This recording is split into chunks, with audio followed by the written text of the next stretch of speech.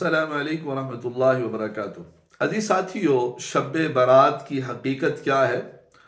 قرآن اور حدیث کے اندر شب برات کے بارے میں کیا احکامات آئے ہیں، اس کے متعلق آج چند باتیں آپ سے عرض کرنا چاہتا ہوں۔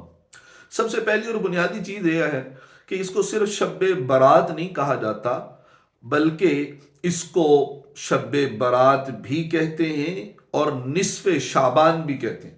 احادیث کے اندر اس کے لیے جو نام آتا ہے وہ نصف شعبان ہے، یعنی 15 شعبان کی رات شب برات۔ اب برات کیا کہتے ہیں؟ برات کہا جاتا ہے اللہ رب العزت اس رات کے اندر گناہ گاروں کو بخش دیتے ہیں، گناہ گاروں کی مغفرت فرما دیتے ہیں۔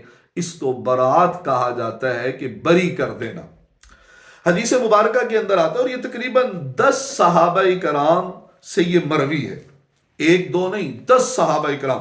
حضرت ابو بکر صدیق رضی اللہ تعالیٰ عنہ، حضرت امی عائشہ رضی اللہ تعالیٰ عنہ، حضرت علی رضی اللہ تعالیٰ عنہ، حضرت معاذ بن جبل جیسے صحابہ، حضرت ابو ہریرہ، حضرت ابو موسیٰ عشری، حضرت ابو ثعلبہ، اور اسی طرح حضرت ابو بحلی، عوف بن مالک، یہ صحابہ کرام سے روایات موجود ہیں، اور ان روایات کے اندر شب برات کی فضیلت ثابت ہوتی ہے۔ اور یہ بھی یاد رکھیں کہ یہ جتنی بھی روایات ہیں، یہ روایات تقریباً ضعیف ہیں، لیکن ضابطہ یہ ہے کہ جب ایک روایت ضعیف ہو اور اس کی تائید بہت سی احادیث کے ساتھ ہو تو اس کا ضعف اور اس کی کمزوری ختم ہو جاتی ہے۔ اب اس رات کے اندر امی عائشہ رضی اللہ تعالی عنہ سے روایت ہے، حضرت امی عائشہ رضی اللہ تعالی عنہ فرماتی ہیں کہ میں رات کو اٹھی تو دیکھا حضور علیہ الصلوۃ والسلام اپنے بستر پر نہیں ہیں، تو میں حضور کو تلاش کرتے ہوئی جو ہے جنت البقیع میں چلے گی، جو ساتھ ہی قبرستان ہے جنت البقیع، گئی تو دیکھا حضور علیہ الصلوۃ والسلام وہاں ہیں۔ آپ علیہ الصلوۃ والسلام نے دیکھا تو فرمایا کہ اے عائشہ، کیا تو نے یہ سمجھا کہ اللہ کا نبی خیانت کرے گا؟ کہ رسول اللہ میں نے نہیں دیکھا تو حاضر ہو گئی۔ آپ علیہ الصلوۃ والسلام نے فرمایا ارے عائشہ، یہ نصف شعبان کی رات ہے، یعنی 15 شعبان کی رات ہے۔ اس رات اللہ رب العزت آسمان دنیا پر آ جاتے ہیں اور اتنے لوگوں کی مغفرت کر دی جاتی ہے، فرمایا بنو کلب کی بکریوں کے بالوں سے زیادہ لوگوں کی مغفرت کر دی جاتی، اور بنو کلب کی بکریاں لاکھوں کی تعداد میں تھی۔ 2 وادیوں کے درمیان کے اندر جب ان کی بکریاں آتی تو وہ بھر جایا کرتی تھی۔ اب ان کے بال دیکھیں کتنے ہوں گے۔ تو ایک تو یہ یاد رکھیں کہ یہ رات وہ ہے۔ حضرت علی رضی اللہ تعالیٰ عنہ فرماتے ہیں، ابن ماجہ کی روایت ہے، 1388 نمبر حدیث ہے، حضرت علی رضی اللہ تعالیٰ عنہ فرماتے ہیں، فرمایا کہ قوموا لیلہا وصوموا نہارہا، فرمایا اس کے رات میں تم نوافل پڑھو، قیام کیا کرو، اور فرمایا دن میں روزہ رکھا کرو۔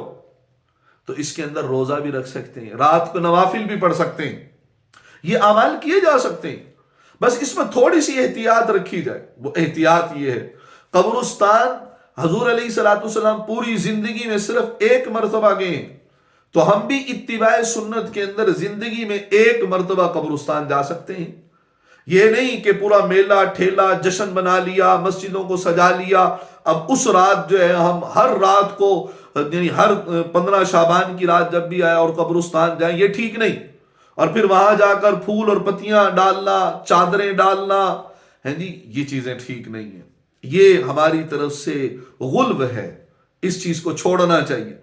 اسی طرح اس رات کے اندر بعض لوگ جو ہے وہ آتش بازی کرتے ہیں، پٹاخے بجاتے ہیں، حلوے بناتے ہیں، تو یہ بھی یاد رکھیں کہ یہ کچھ لوگ ایسے ہیں جو کہتے ہیں کہ امام غائب کی پیدائش کا یہ دن ہے، اس خوشی کے اندر وہ آتش بازی بھی کرتے ہیں، حلوے بھی پکاتے ہیں، تو ہمیں ان کے نقش قدم پر نہیں چلنا چاہیے، ہمیں ان کی مشابہت اختیار نہیں کرنی چاہیے، بلکہ ہمیں ذکر اذکار کے اندر، تلاوت کے اندر، نوافل کے اندر جو ہے اس کے اندر آگے بڑھنا چاہیے۔ اور یہ بھی یاد رکھیں کہ نوافل، ذکر اذکار اور دعائیں یہ تنہائی کے اعمال ہیں، اکیلے میں کیے جاتے ہیں، اس کے لیے بعض جماعت یا لوگوں کو اکٹھے کر کے اعمال نہیں کرنے چاہیے۔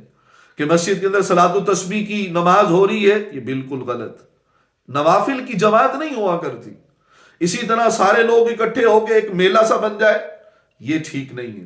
اس رات کے اندر اللہ سے مانگا جائے، روایت کے اندر آتا ہے، یہ حضرت علی رضی اللہ عنہ کی روایت ہی ہے، اسی کے اندر یعنی 1388 روایت نمبر ابن ماجہ کی، کہ اس رات کو مغرب کے بعد آواز لگائی جاتی ہے، اللہ آسمان دنیا پر تشریف لاتے ہیں اور پوچھتے ہیں ہے کوئی مغفرت چاہنے والا کہ جس کی مغفرت کی جائے، ہے کوئی روزی کے اندر وسعت چاہنے والا جس کو روزی میں وسعت دے دی جائے، ہے کوئی مصیبت زدہ جس کی مصیبت زدہ کر دی جائے، قضا و قضا، اسی طرح اعلان ہوتا رہتا ہے۔ تو ہم بھی اللہ سے خوب دعائیں مانگیں اس رات کے اندر، ہو سکے تو روزہ رکھیں۔ آپ علیہ السلام ہمیشہ 13، 14، 15 کا روزہ رکھا کرتے تھے۔